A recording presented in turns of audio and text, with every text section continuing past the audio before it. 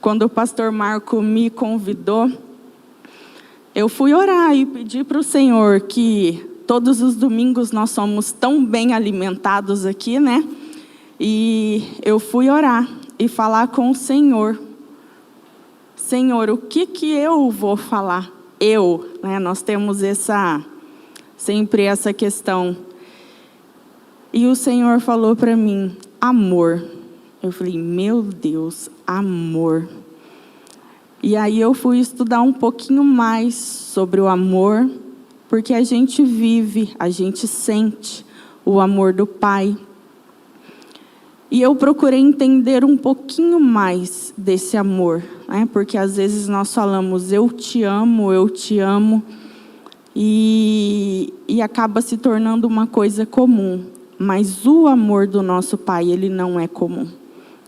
Ele é diferente, ele é especial. E é sobre isso que nós vamos conversar um pouquinho hoje. Para a gente começar, eu quero ler um texto com vocês, que está lá em 1 João, no capítulo 3, versículo 1, que diz assim: vejam como é grande o amor que o Pai nos concedeu, sermos chamados filhos de Deus, o que de fato somos. Por isso, o mundo não nos conhece, porque não o conheceu. Então, aqui João ele é bem claro em dizer que nós somos filhos de Deus e que Ele nos amou. O amor do Pai foi derramado em nós. Mas amor, a Bíblia ela traduz amor, só que, como a pastora Rosana falou a semana passada, ela foi escrita no grego. E no grego, o amor, ele é definido de 3 formas. Tem o amor eros, que é esse amor que nós sentimos pelo nosso marido, pela nossa esposa, é a atração. Existe o amor philos, é um amor que expressa gosto, afinidade, é o amor que eu tenho pelos meus filhos, pelos meus pais, é o amor que eu tenho por algo, né? Eu até fiquei pensando, amor por algo. Aí me veio assim um pensamento. Eu viajo, eu posso ir para o melhor lugar do mundo, as férias dos sonhos. Melhor hotel que existe. A cama do hotel, ela é maravilhosa. Mas nada como chegar em casa e deitar na minha cama e no meu travesseiro. Né? Você pode ter descansado, mas quando você deita na sua cama, no seu travesseiro, você fala, nossa, como eu amo a minha cama e o meu travesseiro. Parece que abraça a gente consegue descansar. Então, para essas coisas, existe o amor philos. E a Bíblia ela fala do eros, do philos, e ela fala do amor ágape. Esse amor, ele é diferente de tudo, porque ele é o próprio amor de Deus. Ele está num patamar elevado. Ele está acima do eros, ele está acima do philos, porque ele tem a origem divina e ele transcende, ou seja, ele está além dos nossos sentimentos humanos. Então, por mais que eu tente com os meus sentimentos descrever para vocês o amor ágape, eu não vou conseguir, porque ele está além disso. Então, para eu conseguir falar desse amor, eu preciso de fato estar vivendo ele e estar nele. O amor ágape é aquele tipo de amor que não busca seus próprios interesses. Geralmente o eros e o philos, lá no fundo, a gente busca o interesse. Eu amo meu marido, ele me ama, nós estamos juntos. Vamos seguir juntos, estamos caminhando para criar nossos filhos. Hoje a nossa intenção é criar nossos filhos na casa do Senhor, ensinar eles o caminho assim como nós somos ensinados. O philos também, muitas vezes nós estamos buscando interesses para nós, mas o amor ágape não. Ele é desinteressado, ele é puro, genuíno. É um tipo de amor invencível. E ele é capaz de amar o mais indigno dos homens. Ou seja, ele foi capaz de nos amar. né? Porque nós não merecíamos, nós não éramos dignos, mas mesmo assim Ele nos amou. O amor ágape, ele diz respeito, ele vai aparecer em 3 aspectos na Bíblia. Então, ele aparece de Deus para o homem. Então, ele é um amor na vertical, que ele vem de Deus para nós. Consequentemente, nós respondemos esse amor. E ele vai de nós para Deus. Ele é na vertical. E depois, ele é um amor do homem para o próximo, quem está do nosso lado. Ou seja, é um amor que nos lembra a cruz, né? Porque de Deus para o homem e do homem para o seu próximo e do homem para Deus. E ele é um amor santo e sacrificial. E isso vai estar lá em João, capítulo 3, versículos 16 e 17, que já foi lido pelo irmão, que diz assim: porque Deus tanto amou o mundo, que deu o seu Filho unigênito, para que todo aquele que nele crê não pereça, mas tenha a vida eterna. Pois Deus enviou o seu Filho ao mundo, não para condenar o mundo, mas para que este fosse salvo por meio dele. Então, o amor de Deus, ele foi tão grande por nós, que ele foi sacrificial, que ele entregou o seu único Filho para nos salvar. Se a gente parar e pensar humanamente, ninguém faz isso. Pelo contrário, eu dou minha vida pelos meus filhos, mas eu não quero dar a vida dos meus filhos por ninguém. E se eles quiserem dar a vida por mim, eu falar, não, eu dou a minha vida por vocês. Mas Deus, ele fez totalmente o contrário. Ele deu o único Filho dele por nós. Ou seja, o nosso valor não tem como descrever. Ele nos ama tanto, tanto, que ele deu o único Filho dele por nós. E esse amor, ele é sem medida. Lá em Lucas, no capítulo 10, no versículo 27...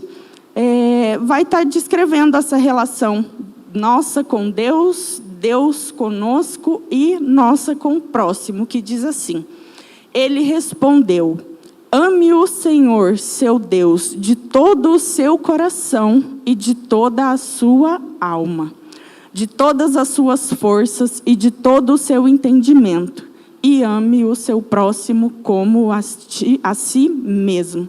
Ou seja, aqui os fariseus, eles estavam tentando, de todas as maneiras, encontrar um meio, né, de prender Jesus já. Eles estavam tentando pegar Jesus de alguma maneira. E eles questionam Jesus. E aí Jesus fala que eles têm que amar o Senhor, seu Deus, acima de tudo e amar o próximo.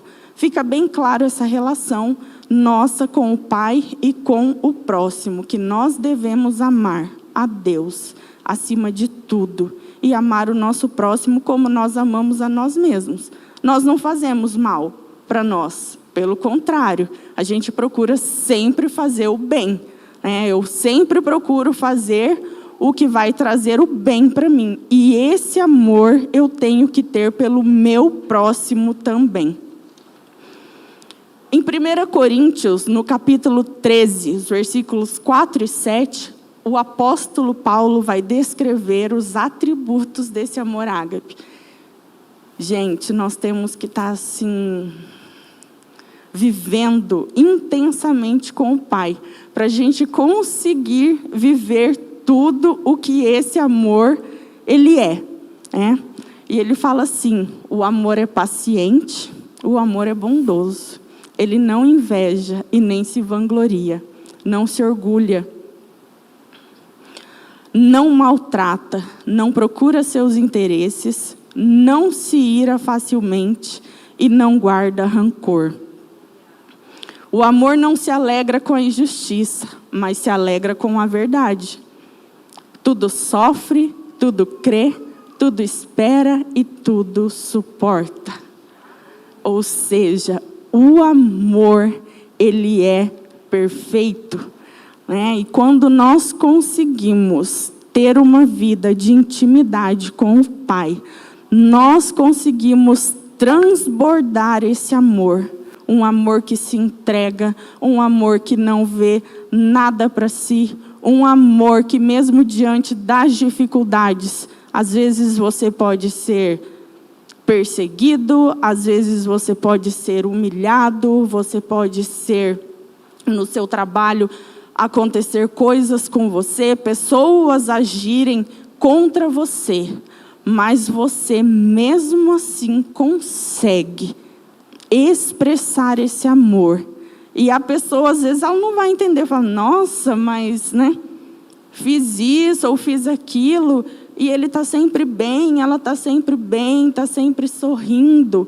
O que ela tem, o que ele tem que é diferente? Porque eu esperava outra reação, né? Às vezes as pessoas nos atacam aguardando o contra-ataque.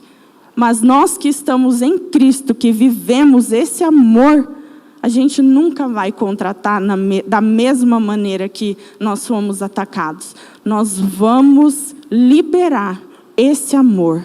O amor que tudo crê, um amor que tudo suporta. Um amor que espera e que é paciente. Um amor que não vê nada para si, mas ele sempre se doa pelo outro. O Antigo Testamento, ele não fala muito do amor ágape. Não que a gente não veja ele lá, né? Porque desde que Deus criou o mundo até hoje, ele tem cuidado de nós e ele tem demonstrado esse amor, mas ele não é tão falado. Agora, no Novo Testamento, aí a gente vê o amor ágape assim, transbordando da Bíblia. Você abre a Bíblia, está o amor ágape lá. Paulo mesmo, em várias cartas dele, ele fala sobre o amor ágape, inclusive esse, né, que nós acabamos de ler, foi ele quem escreveu. Em várias outras cartas dele, ele fala sobre o amor ágape. E lá no Novo Testamento, nós vamos ter alguns exemplos, eu peguei alguns, poucos, porque não dava para ler o Novo Testamento todo com vocês, né? Mas eu peguei alguns exemplos de algumas pessoas que viveram esse amor puro, esse amor, eles se entregaram por esse amor. A primeira delas, claro, foi Maria. Nós vamos ler Lucas, o capítulo 1, versículos 26 até o 38. É um pouquinho longo, mas só para a gente entender. No 6º mês, Deus enviou o anjo Gabriel a Nazaré, cidade da Galileia, a uma virgem prometida em casamento a certo homem chamado José, descendente de Davi. O nome da virgem era Maria. O anjo, aproximando-se dela, disse: alegre-se, agraciada, o Senhor está com você. Maria ficou perturbada com essas palavras, pensando no que poderia significar esta saudação. Mas o anjo lhe disse: não tenha medo, Maria, você foi agraciada de Deus. Você ficará grávida e dará à luz a um filho, e lhe porá o nome de Jesus. Ele será grande e será chamado Filho do Altíssimo. O Senhor Deus lhe dará o trono de Davi, o trono de seu pai Davi. E ele reinará para sempre sobre o povo de Jacó. Seu reino jamais terá fim. Perguntou Maria ao anjo: como acontecerá isso se sou virgem? O anjo respondeu: o Espírito Santo virá sobre você, e o poder do Altíssimo a cobrirá com sua sombra. Assim, aquele que há de nascer será chamado Santo Filho de Deus. Também Isabel, sua parente, terá um filho na velhice. Aquela que diziam ser estéril já está em seu 6º mês de gestação, pois nada é impossível para Deus. Respondeu Maria: sou serva do Senhor, que aconteça comigo conforme a sua palavra. Então o anjo a deixou. Maria, assim, ela é um exemplo para mim de uma mulher que se entregou nesse amor, porque ela vivia numa época, a gente sabe, que as mulheres não tinham valor nenhum, né? A mulher ela não podia nem entrar no templo. Ela tinha que ficar o mais distante possível para ela poder ouvir alguma coisa, ou seja, valor nenhum. Hoje, graças a Deus, nós vivemos uma sociedade diferente, nós vivemos no Brasil, nós mulheres hoje podemos, junto com os homens, estar aqui, né? Podemos falar também do amor de Deus, mas Maria, naquela época, ela não podia. Aí chega o anjo para ela e fala, você vai ficar grávida. E o que me chama a atenção é que Maria ela não ficou questionando com o anjo. Mas por quê? Mas não dá, não posso. Como assim? O que vão falar? O que vão pensar de mim? Não. Maria simplesmente perguntou como seria. E quando o anjo explicou para ela, ela falou, então tá bom. Seja feita a sua vontade em mim. Maria não foi egoísta, Maria não pensou só nela. Imagina se ela tivesse pensado só nela. O que a gente ia fazer hoje? Então, ela não pensou só nela. Quando Maria fala, seja feita a sua vontade, de certa forma, ela também pensou em nós. Porque através dela, Jesus veio e pôde cumprir o propósito dele aqui na terra, que era salvar a nós. Então, Maria, ela viveu esse amor na intensidade. Ela não procurou benefícios para ela.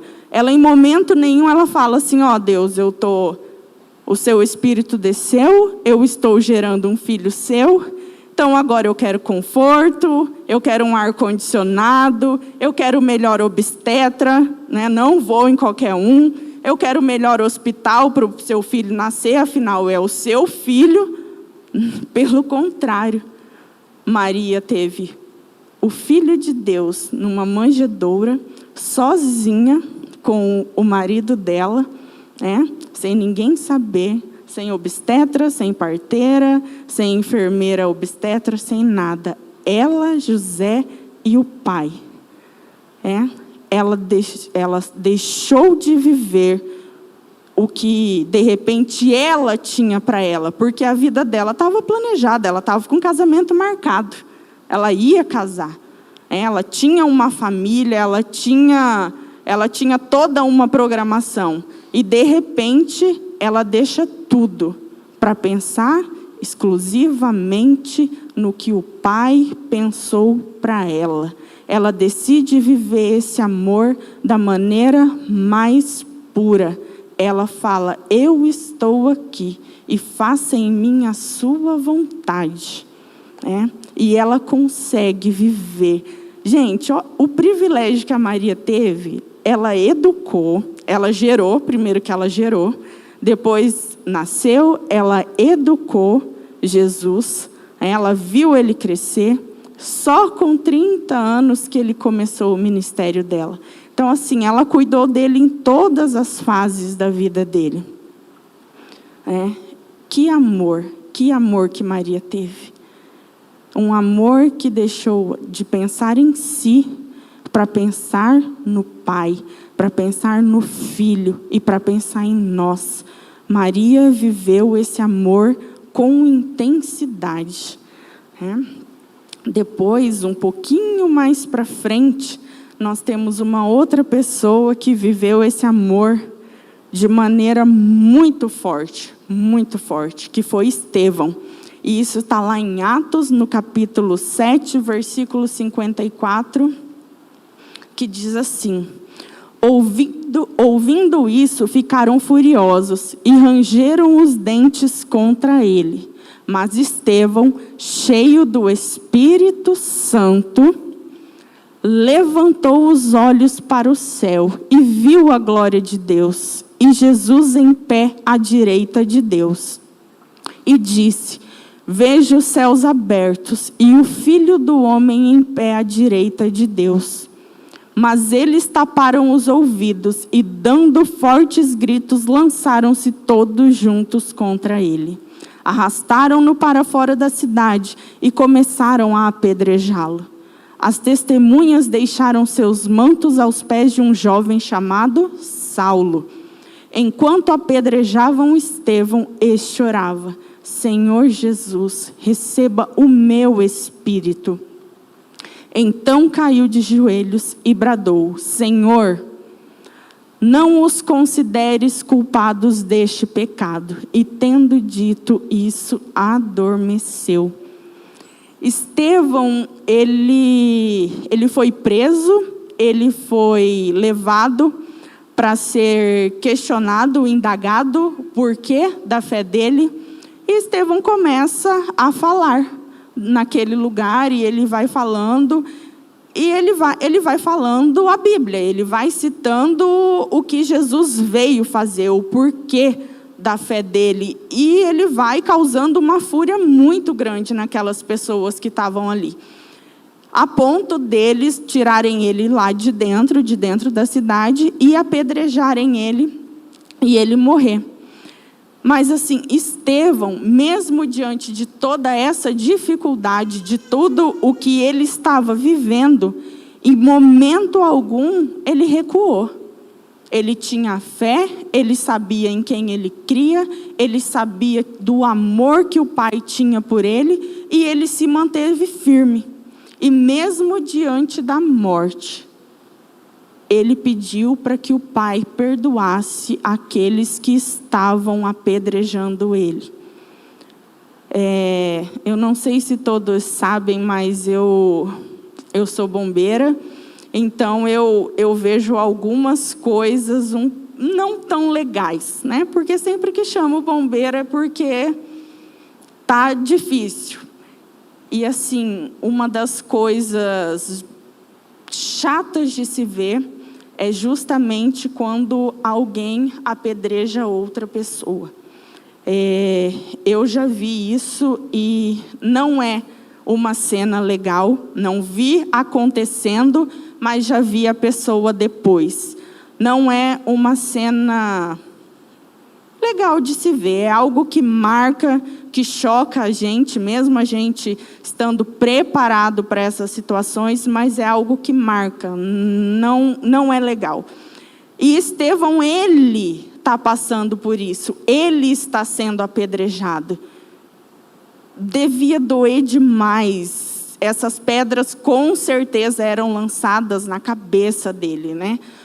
E não deviam ser pedras pequenas, a ponto de causar a morte. Não deviam ser pedras pequenas, e não eram qualquer pessoas que estavam arremessando, pessoas com força, pedras grandes, e provavelmente essas pedras eram lançadas sobre a cabeça dele.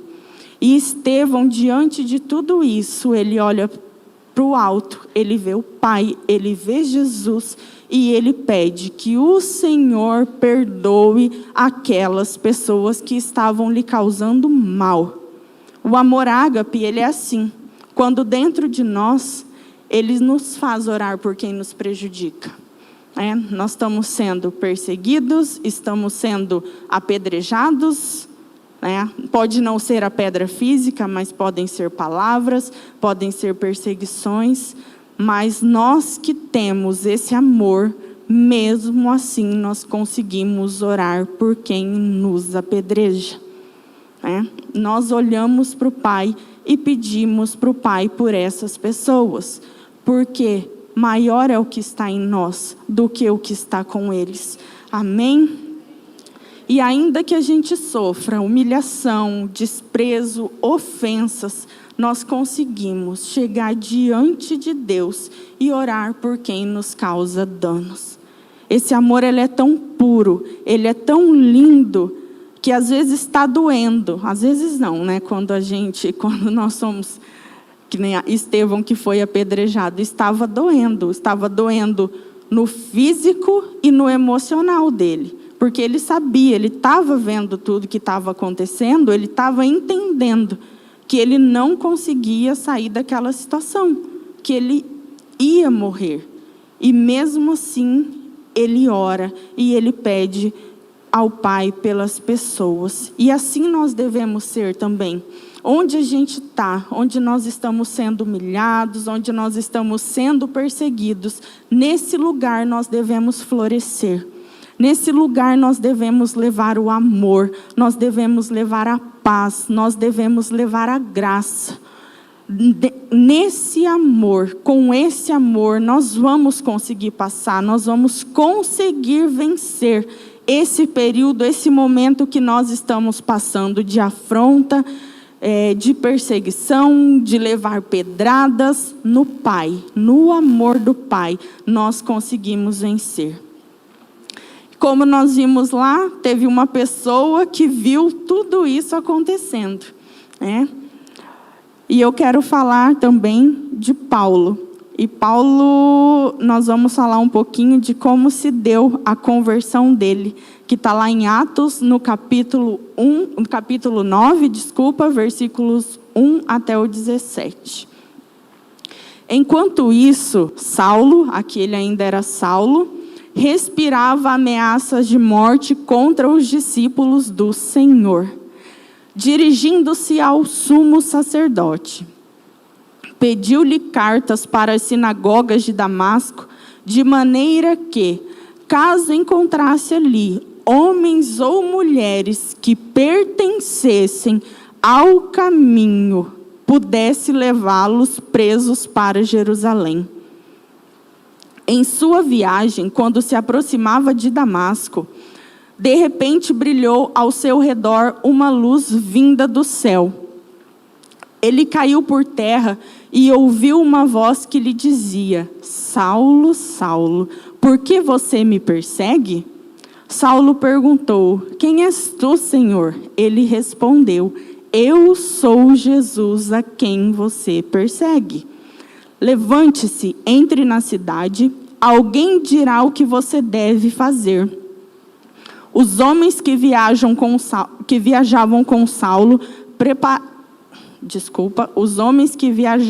Saulo pararam emudecidos, ouviam a voz, mas não viam ninguém.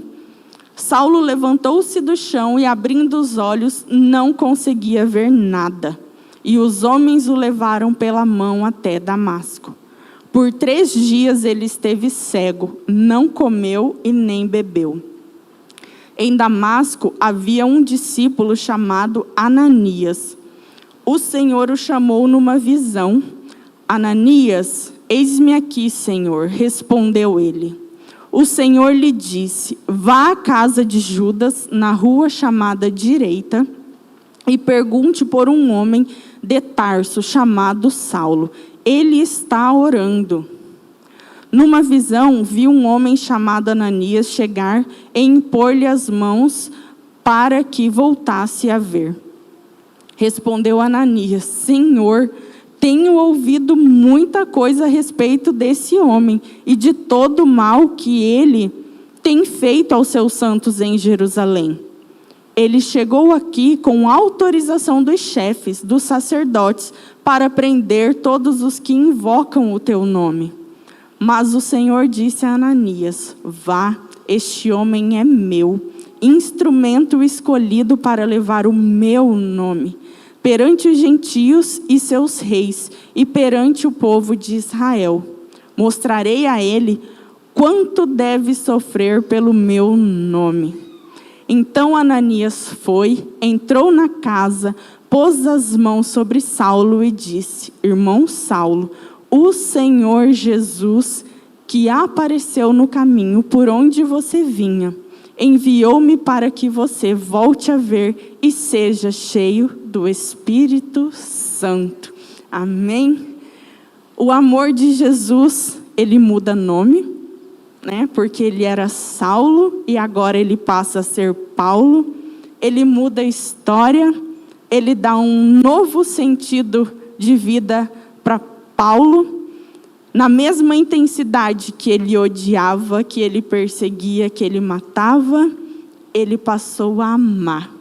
E ele amava tanto, tanto, que ele chegou a ser tão íntimo do Pai, por conta desse amor, que ele escreveu as cartas. Ele viajava levando a palavra de Deus para todos os povos. Onde ele podia ir, ele ia. E onde ele não podia, ele mandava alguém.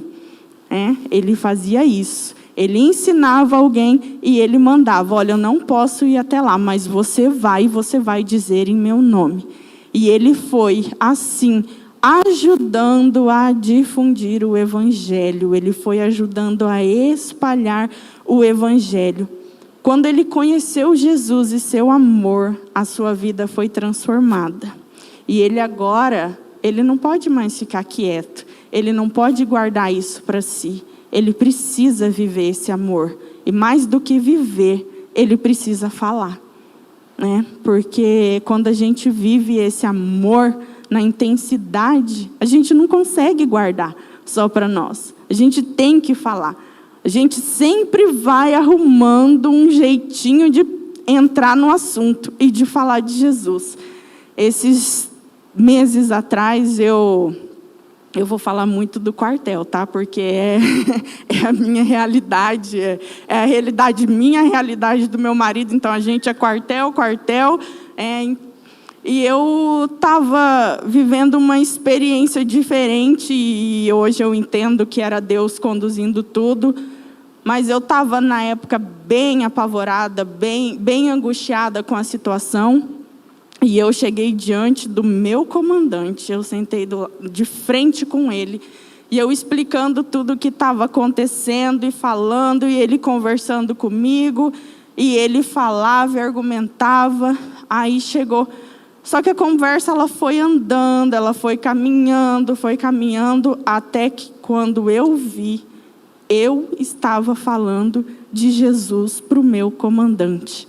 E ele estava com os olhos vermelhos, cheio de lágrima. Aí, nesse momento, quando eu percebi, eu falei: Jesus, muito obrigada. Às vezes a gente não entende o porquê de viver certas situações, a gente não entende o porquê da gente estar passando por algumas coisas. E nesse momento eu parei, eu pensei, eu falei: muito obrigada. Eu falei do seu amor para uma pessoa hoje. E antes de sair da sala dele, de novo, ele estava de transferência, ele estava indo para outra cidade. Eu abençoei ele e eu declarei sobre a vida dele bênçãos. Ele resolveu a minha questão? Não resolveu. Ele não resolveu.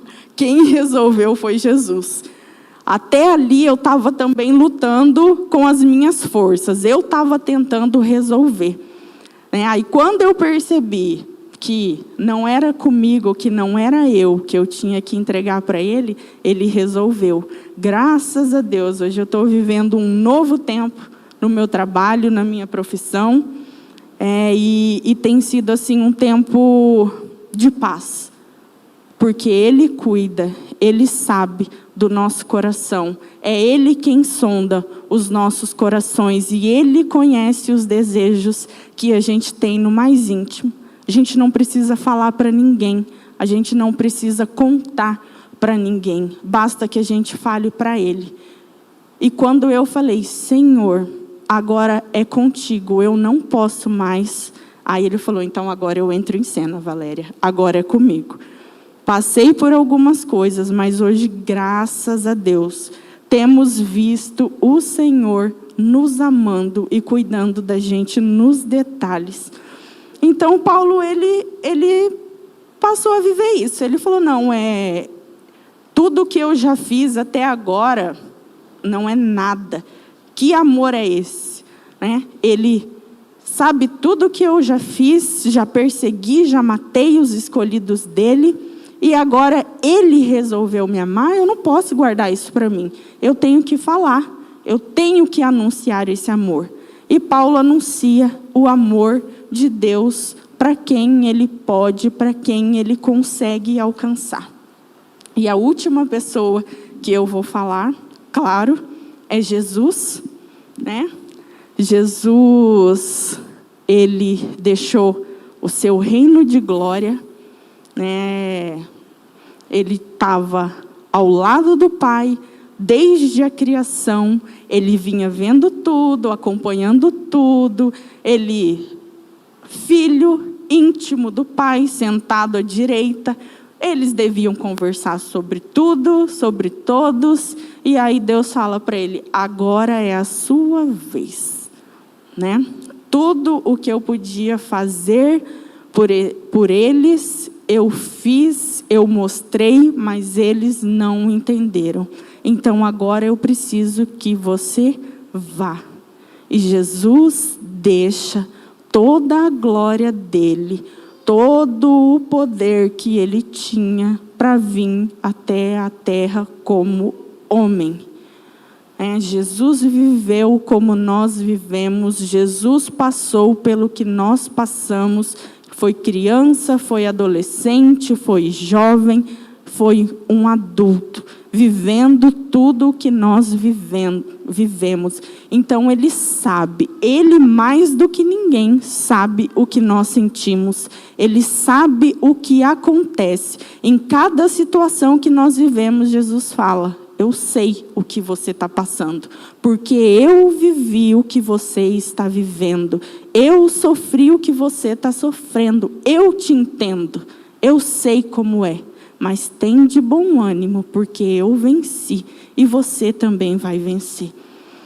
E Jesus começou o ministério dele e não dá para a gente citar tudo o que ele fez, todas as experiências que as pessoas tiveram com ele, mas Jesus, ele era simples, e onde ele estava, onde ele chegava, ele transmitia amor. Ele é amor, né? E uma passagem que me chamou a atenção está lá em Lucas, no capítulo 7, no versículo 36, que diz assim: convidado por um dos fariseus para jantar, Jesus foi à casa dele e reclinou-se à mesa.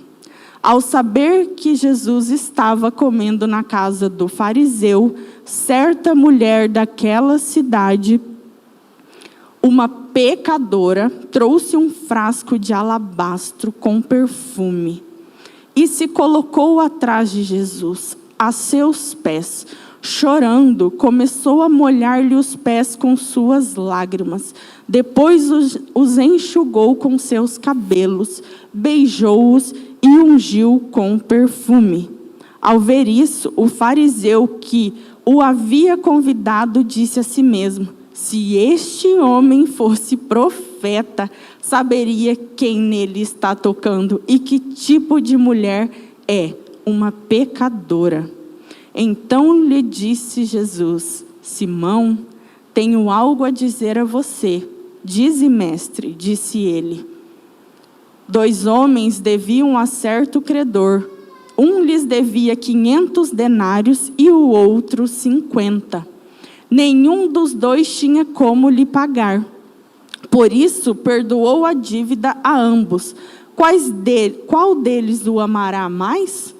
Simão respondeu: suponho que aquele a quem foi perdoada a dívida maior. Você julgou bem, disse Jesus. Em seguida, virou-se para a mulher e disse a Simão: vê esta mulher? Entrei em sua casa, mas não me deu água para lavar os pés. Ela, porém, molhou os meus pés com suas lágrimas e o enxugou com seus cabelos. Você não me saudou com um beijo, mas esta mulher, desde que entrei aqui, não parou de beijar os meus pés. Você não ungiu a minha cabeça com óleo, mas ela derramou perfume nos meus pés. Portanto, eu digo, os muitos pecados dela lhe foram perdoados, pois ela amou muito. Mas aquele a quem pouco foi perdoado, pouco ama. Então Jesus disse a ela: seus pecados estão perdoados. Os outros convidados começaram a perguntar: quem é este que até perdoa pecados? Disse Jesus à mulher: sua fé a salvou, vá em paz. Então Jesus está numa cena onde ele está dentro da casa de um fariseu, porque Jesus, ele não recusava convites, ele também estava em todos os lugares, ele entrava em todos os lugares, e ele amava a todos, da mesma maneira. Mas Simão, quando ele vê aquela cena, ele vê aquela mulher, ele fala para si, né? Se ele soubesse quem ela é, ele não deixava. Simão estava olhando o exterior. Simão estava olhando a vida que aquela mulher tinha até aquele momento. Ele sabia quem ela era. Ele sabia o que ela tinha feito até então. E ele julga ela por quem ela era e por o que ela fazia. Mas Jesus não. Jesus amou ela independente de. Jesus sabia que dentro dela, ela amava Jesus, a ponto de pegar o seu melhor frasco de perfume e ir até os pés dele. Quando ela faz isso, ela está dizendo: Jesus, eu te amo. Pai, me perdoa por tudo que eu já fiz. E Jesus pega e faz assim, zera. Ele zera. O passado dela ficou. E ele está falando com ela daquele momento em diante. A partir daquele momento, ela é outra mulher. Porque ele perdoou os pecados dela. Uma atitude daquela mulher mudou toda a vida dela, porque ela provavelmente já tinha ouvido falar de Jesus e sabia que ele amava independente de. E ela pega e vai até ele. E claro que ela não sai de lá decepcionada, né? Ela sai de lá perdoada e amada por Jesus. E Jesus, cumprindo tudo o que ele veio fazer aqui na terra, ele vai para a cruz. E lá na cruz, mais uma vez, diante do seu momento mais difícil aqui na terra, como ser humano, ele crucificado, ele fala para o Pai que perdoe a todos. E ainda que reconhece quem ele é naquele momento e declara que ele é Jesus, ele diz: hoje mesmo você estará comigo. Nós sabemos que aquele homem não teve uma vida correta, ele era ladrão, ele estava na cruz, mas ele vê em Jesus o amor, ele vê em Jesus o perdão, ele vê em Jesus o que falta para ele. Só que ele não tem mais tempo, ele já está na cruz e ele pede perdão, ele reconhece que Jesus é o Salvador da vida dele. E naquele mesmo momento, Jesus fala para ele que ele estará com Jesus. Jesus amou ele. Jesus sabia que quando ele estivesse lá na cruz, aquele homem ia reconhecer quem ele era. E Jesus amou. E ele foi para um lugar junto com Jesus, por conta desse amor. E aí eu fiquei me perguntando: que amor é esse? Que amor? Como que eu vivo esse amor? E aí o Espírito Santo perguntou assim para mim: por que você fica dentro do quartel esperando o momento de uma ocorrência e o que te motiva a ir para lá? Aí eu falei: eu amo minha profissão, eu amo o que eu faço. Mas eu não consigo dizer isso em palavras, o quanto é esse amor. Mas eu consigo expressar. Quando eu preciso sair numa ocorrência e atender uma pessoa que está precisando de mim, que está desesperada com o que está acontecendo, eu consigo expressar o meu amor por ela ali. E aí ele falou para mim: é assim, Valéria, o amor a gente expressa. A gente às vezes não vai conseguir falar ele, mas a gente consegue expressar esse amor. Eu não vou conseguir dizer o tamanho, a intensidade ou a profundidade desse amor para vocês. Eu posso ficar aqui a noite inteira falando do amor dele, mas em palavras eu não vou conseguir expressar. Mas eu posso expressar o meu amor, o amor de Deus por mim, através das minhas atitudes. Só que para isso eu preciso deixar de lado a minha humanidade. Eu acho que aqui é o ponto principal que muitas vezes a gente não consegue viver esse amor de maneira pura. Nós vivemos muito preso a isso aqui, a esse mundo, né? Nós estamos preocupados constantemente com o que vai acontecer, como que eu vou fazer, eu tenho que pagar os boletos, eu tenho que ir trabalhar, daqui a pouco eu tenho que estar no quartel, amanhã eu tenho que dar aula, eu tenho que ir para a escola, eu tenho que estudar, eu tenho, e a gente está enraizado no mundo, né? Quando, na verdade, nós não somos desse mundo. Nós não vivemos nesse mundo. E aí, existe, com toda essa humanidade, algo que nos prende muito, que é o medo. Mas lá em 1 João, no capítulo 4, nos versículos 18 e 19, diz assim: no amor não há medo, ao contrário, o perfeito amor expulsa o medo, porque o medo supõe castigo. Aquele que tem medo não está aperfeiçoado no amor. Nós amamos porque Ele nos amou primeiro. Ou seja, nós estamos preocupados, estamos com medo se nós vamos conseguir pagar o boleto lá no final do mês, se nós vamos conseguir dar conta de tudo que a gente precisa ao longo da semana, do mês, do ano. São tantos afazeres, tantas coisas que nós temos medo. Medo de que isso tudo não dê certo, de que nada vá bem. Mas o medo, ele causa pavor, ele assusta, ele alarma ou ele deixa a gente apavorado. E João, aqui nesse versículo, ele ressalta que o amor, ele lança fora o medo. Ele diz que só tem medo quem não conhece de fato a Jesus. Quando nós nos relacionamos de verdade com Ele, esse medo, ele é lançado fora. Porque nós sabemos em quem nós cremos, nós sabemos do que Ele é capaz, nós sabemos do que Ele pode fazer. Então o medo, ele é lançado fora. Não existe medo quando nós conhecemos, quando nós nos relacionamos de verdade com Deus. E Ele é bem enfático em dizer: o perfeito amor lança fora o medo. E esse perfeito amor nós só adquirimos através de relacionamento.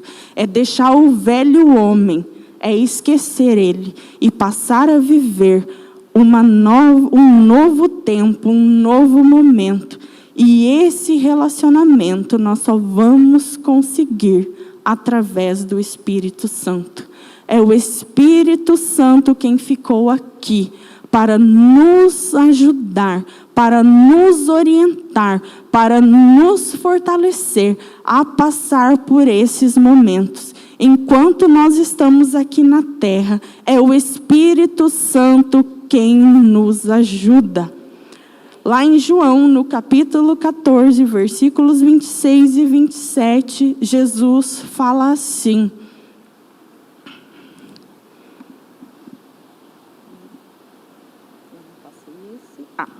eu não passei, desculpa. Mas o Conselheiro, o Espírito Santo, que o Pai enviará em meu nome, ensinará a vocês todas as coisas e fará vocês lembrarem tudo o que eu disse.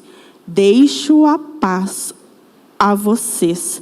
A minha paz dou a vocês. Não a dou como o mundo a dá. Não se perturbe o seu coração, nem tenham medo.